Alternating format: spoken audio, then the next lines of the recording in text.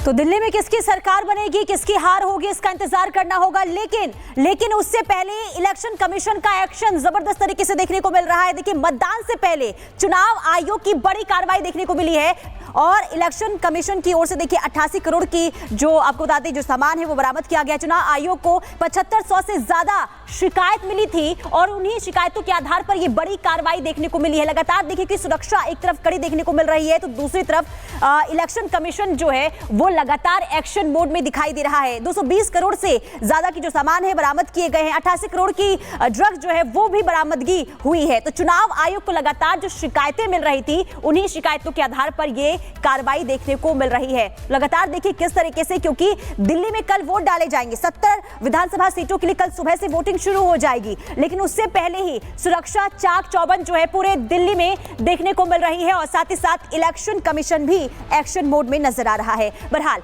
अब आगे बढ़ेंगे खबरों में और अब बात करेंगे महाकुंभ में फिर योगी।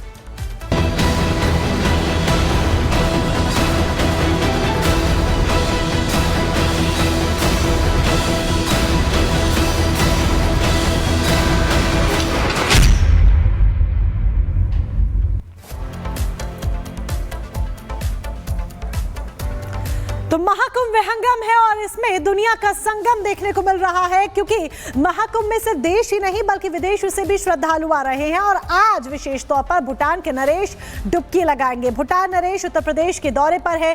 कुछ देर पहले उन्होंने सीएम योगी आदित्यनाथ से मुलाकात भी की। उनका जिस तरीके से स्वागत किया गया था वो तस्वीरें भी हमने देखी थी कि किस तरीके से भव्य उनका स्वागत किया गया। सीएम योगी से कुछ देर पहले उन्होंने मुलाकात की। आज सीएम योगी भी महाकुंभ जाएंगे। तो आज सीएम योगी आदित्यनाथ भूटान नरेश के साथ महाकुंभ जाएंगे। उनका एक लंबा कार्यक्रम, और ये भी आपको बता दें भूटान नरेश आस्था की डुबकी लगाएंगे त्रिवेणी संगम में। इसके बाद वे अक्षयवट जाएंगे, लेटे हनुमान जी के मंदिर भी जाएंगे, दर्शन पूजन करेंगे। एक लंबा कार्यक्रम है। ऋतु सहयोगी इस वक्त सीधा प्रयागराज से तमाम अपडेट्स के साथ जुड़ गई हैं। ऋतु, आज बड़ा दिन, लगातार जिस तरीके तमाम श्रद्धालु एक तरफ पहुंच रहे हैं तो भूटान नरेश भी आज पहुंचेंगे। सीएम योगी आदित्यनाथ जो है उनके साथ होंगे, उनकी अगवानी करते हुए दिखेंगे। बिल्कुल सुमित, जिस तरीके से आपने जानकारी दी है और सीएम योगी आदित्यनाथ आज संगम नगरी प्रयागराज पहुंचने वाले हैं। कार्यक्रम उनका तमाम यहां पर रखा गया है और समय आपको बता दूं 10 बजे के तकरीबन वो पहुंच जाएंगे प्रयागराज की सरजमी पर और मौसी लखनऊ एयरपोर्ट से वो सीधे यहां पहुंचेंगे। इसके बाद किला घाट जाएंगे, संगम नोज भी जाएंगे और साथ ही साथ दर्शन पूजन करने के लिए वो इसके बाद अक्षयवट और बड़े हनुमान जी भी जाएंगे। उसके बाद उनका कार्यक्रम सेक्टर 3 में प्रयागराज में एक्सपीरियंस सेंटर में जाने का भी है। वहां पर भी जाकर वो प्रदर्शनी जो लगी है उस प्रदर्शनी का अवलोकन करते हुए नजर आएंगे।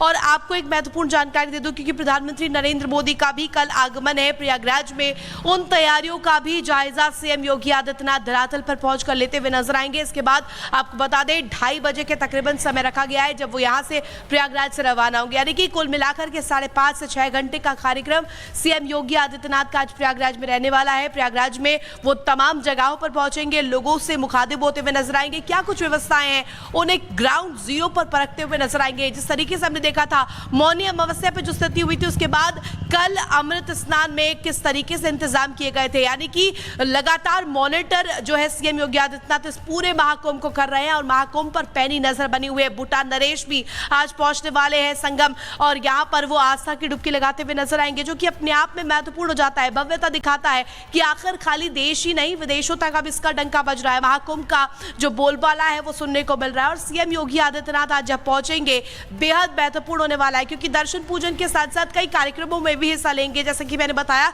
कि प्रयागराज में ही सेक्टर 3 में जो कुंभ मेला क्षेत्र है वहां पर एक एक्सपीरियंस सेंटर के भीतर प्रदर्शनी लगाई गई है, उसका खुद अवलोकन करते हुए सीएम योगी आदित्यनाथ नजर आएंगे। और खास तौर पर महत्वपूर्ण हो जाता है क्योंकि प्रधानमंत्री यहाँ पर पहुंचने वाले हैं, उन तमाम तैयारियों का यहाँ पर जायजा सीएम योगी आदित्यनाथ खुद लेते हुए नजर आएंगे कि आखिर क्या भूटान के राजा आज पहुंचेंगे त्रिवेणी संगम में, कई कार्यक्रमों में हिस्सा लेंगे। सीएम योगी आदित्यनाथ के भी कई कार्यक्रम उनके साथ मौजूद रहेंगे।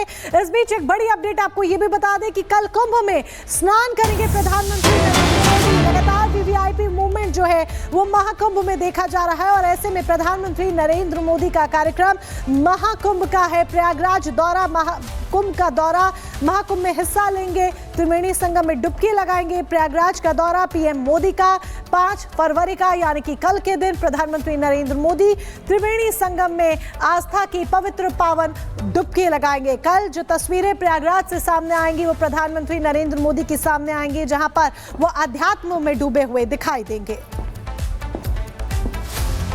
और इसी बीच बड़ी खबर सामने आ रही है। महाराष्ट्र सरकार की मंत्री नीतीश राणे का बयान सामने आया है। जिहादियों का नाटक अब नहीं चलेगा। राणे ने ये बयान दिया है, लैंड और लव जिहाद का खेल खत्म होगा। महाराष्ट्र में लाएंगे एंटी धर्मांतरण कानून। तो महाराष्ट्र सरकार के मंत्री हैं नीतीश राणे, जिनका ये बयान, और उन्होंने कहा कि अब बहुत हो गया है, जिहादियों का नाटक अब नहीं चलने वाला है। लैंड और लव जिहाद का खेल अब खत्म होगा। पण प्रेमाच्या नावाने हिंदू बहिणींशी बोलायचं आणि मग तिचं धर्मांतर करण्यासाठी प्रयत्न करायचा, जोर जबरदस्ती करायची, तिला मारून टाकायचं, तिचं आयुष्य खराब करायचं, ही सगळी नाटकं आता आमच्या महाराष्ट्रात चालणार नाही। थोडा वेळ थांबा तुम्ही। आपल्या राज्य सरकारच्या माध्यमातून आपल्या राज्यामध्ये देशातला सर्वात कडक धर्मांतर विरोधी कायदा आम्ही तुम्हाला आणून दाखवू आणि आमच्या सगळ्या हिंदू बहिणींना सुरक्षित करून दाखवू। पण प्रेमाच्या नावाने हिंदू बहिणींशी बोलायचं आणि मग तिचं धर्मांतर करण्यासाठी प्रयत्न करायचा, जोर जबरदस्ती करायची, तिला मारून टाकायचं, तिचं आयुष्य खराब करायचं, ही सगळी नाटकं आता आमच्या महाराष्ट्रात चालणार नाही।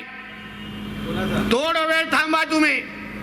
आपल्या राज्य सरकारच्या माध्यमातून आपल्या राज्यामध्ये देशातला सर्वात कडक धर्मांतर विरोधी कायदा आम्ही तुम्हाला आणून दाखवू आणि आमच्या सगळ्या हिंदू बहिणींना सुरक्षित करून दाखवू।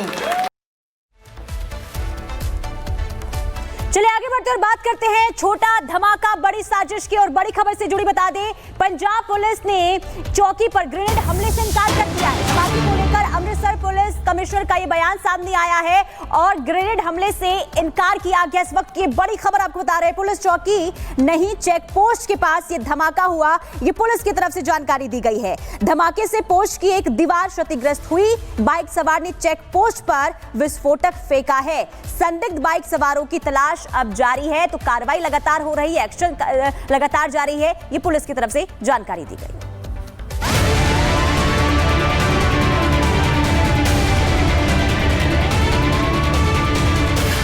पंजाब में फिर बम ब्लास्ट,